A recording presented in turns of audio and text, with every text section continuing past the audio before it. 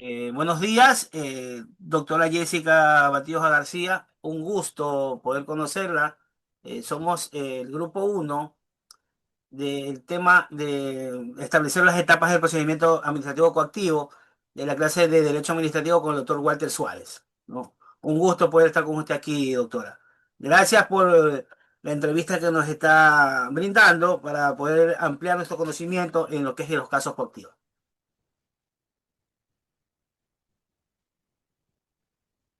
Bueno, muy buenos días.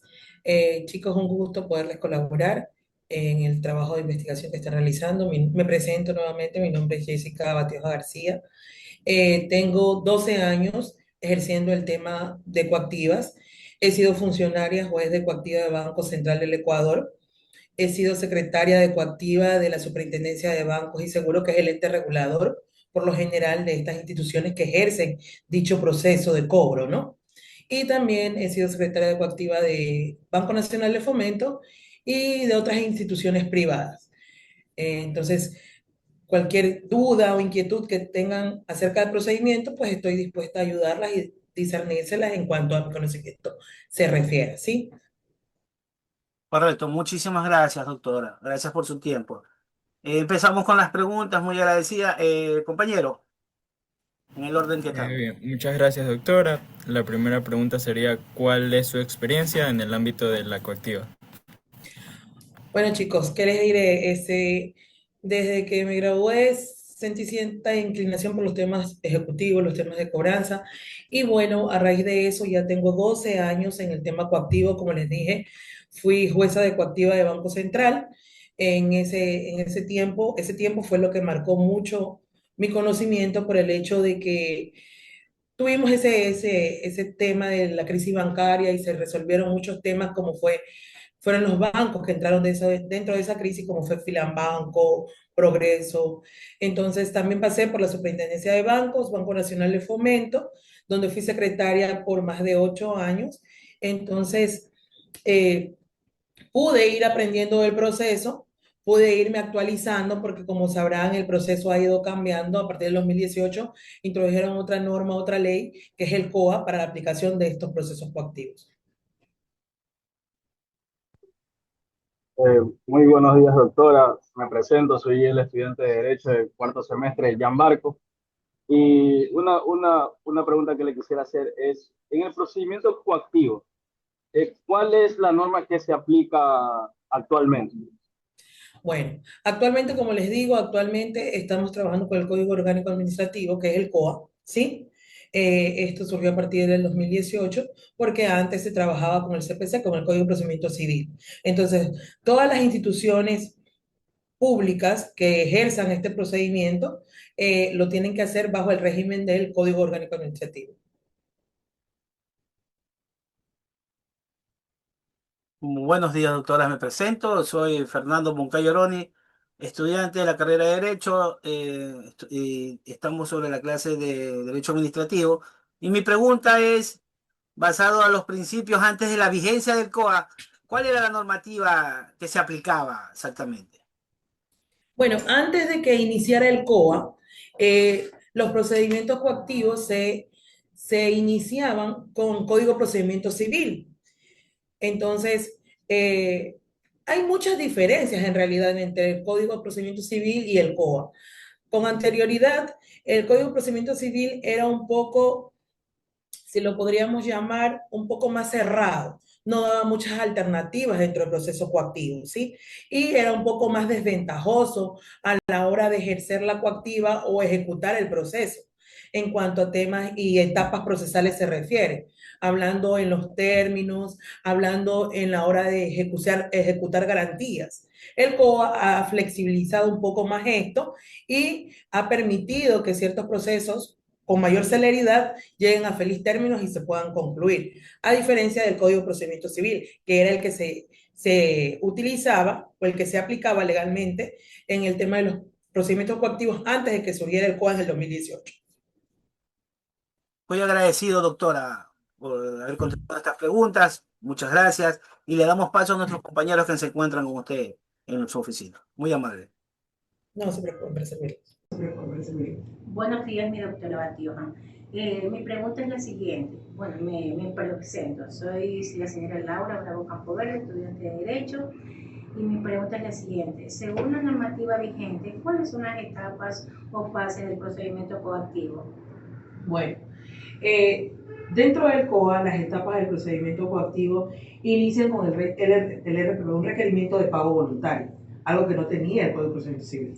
Entonces, empezamos el procedimiento coactivo con un requerimiento de pago voluntario. ¿Qué quiere decir esto?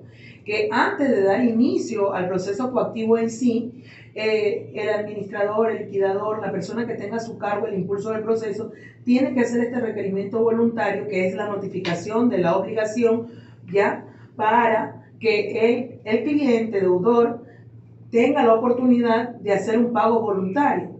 Hacer el requerimiento voluntario, la institución le otorga, según lo que dispone el COA, 10 días al cliente para que se acerque, haga su pago voluntario, presente alguna fórmula de pago y detener el inicio del proceso coactivo. Si el cliente no lo hace, obviamente seguimos a la segunda fase, que sería el auto de pago, ¿sí? Que ya vendría a ser la orden de ejecución, la orden de cobro de inmediato, ¿no? Entonces, con la segunda etapa, que sería la orden de pago, ahí viene la siguiente, que serían las medidas cautelares. Dentro de la orden de pago, el liquidador, el ejecutor, el juez, tiene la obligación de dictar las medidas cautelares, interponer las medidas cautelares como medida de caución para que el cliente se acerque a cancelar la obligación. Después de la medida de pago, las medidas cautelares, obviamente el cliente tiene la obligación de encontrarse citado. Es un requisito sine qua non. Es uno de los principios que debe cumplirse a rajatabla dentro del procedimiento coactivo, porque de no hacérselo sería una omisión de una de las solemnidades sustanciales del COA, ¿sí? Eso sería prácticamente como atrofiar el debido proceso. Entonces viene la citación. Luego de la citación tenemos la etapa de remate, tenemos remate de adjudicación, y con eso ya la etapa de cierre en caso de que se concluya con el proceso vía remate. Muchísimas gracias, mi doctora. Quedo muy agradecida. Muy amplia y muy buena su manifestación. Gracias, doctora. No se preocupe. Muy buenos días, doctora Jessica Batioja. Saluda Byron Javier Vilela Guagua, al igual que los compañeros que me antecedieron. También soy estudiante de Derecho, en este caso de la materia de Derecho Administrativo 2, y a mí me corresponde hacerle la siguiente pregunta. ¿De qué manera terminó el expediente coactivo que estamos hoy estudiando? Bueno, el expediente coactivo que ustedes están estudiando terminó de una de las formas más sencillas, ¿sí? Que es con el pago de la obligación. El cliente se acercó, solicitó su liquidación, hizo el análisis de la obligación, solicitó esta información al departamento de operaciones para verificar si era correcto los valores que se le imputaban, y él determinó que lo más viable era el pago de esa obligación. Claro que perdón que me extienda un poquito, claro que no todo el tiempo sucede lo mismo. Hay personas que desisten, se niegan a honrar la obligación, y el banco por obligación tiene derecho y la potestad de tomar otras alternativas de cobro, como es el hecho de realizar remates, realizar embargos de las cuentas, todo esto siguiendo los lineamientos del procedimiento, porque actualmente hay procesos que siguen manejándose con CPC y otros que se siguen manejando con COA.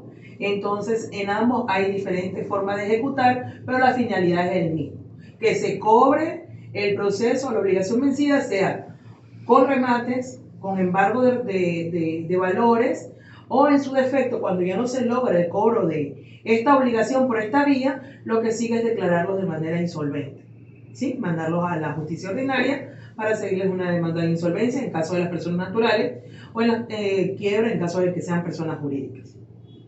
Ya, compañero, téngame aquí la cámara para yo preguntarle a... Ahí está. Ya, buenos días, doctora Jessica Batioja. Primero que todo, muy agradecido por su ayuda, de verdad. Primero que todo, agradecerle. Soy el estudiante Clayton Freire Franco, estoy en cuarto semestre de la carrera de Derecho, en la materia de Derecho Administrativo. Y bueno, con relación a este tema muy importante acerca de la coactiva, yo quisiera hacerle una pequeña pregunta acerca de cuáles son los medios de impugnación que se pueden dar para el procedimiento coactivo. Bueno, dentro del procedimiento coactivo, solo existe, en mi caso, en la experiencia que tengo, una demanda de secciones, ¿sí? El cliente tiene derecho a seccionarse, eso lo puede hacer en la justicia ordinaria, ¿sí? Él tiene que presentar su demanda, obviamente respetando los términos establecidos en la ley para presentar dicha demanda, ¿sí? Él puede dar los argumentos de peso para seccionarse y en caso de que él demuestre, pues, ¿no?, que existen derechos vulnerados dentro del proceso coactivo como para poder sustanciar su demanda de secciones. No existen, dentro del procedimiento coactivo, por lo general, no se aceptan incidentes. ¿Por qué? Porque es un juicio de ejecución, es un juicio de cobro. Entonces, cualquier incidente debería ser planteado en la justicia ordinaria. Muchísimas gracias, mi estimada doctora Jessica. Nosotros le quedamos muy agradecidos por esta muy grata entrevista que hemos tenido, que nos ha ayudado a nutrir muchísimos conocimientos que queríamos aprender. Y muchas gracias, doctora. Bueno, chicos, es un placer. Cualquier inquietud, a las órdenes. Gracias por el tiempo. Muchísimas gracias, tenga buen día y gracias, compañeros, por esta reunión. Gracias a usted, doctora. Listo, chicos.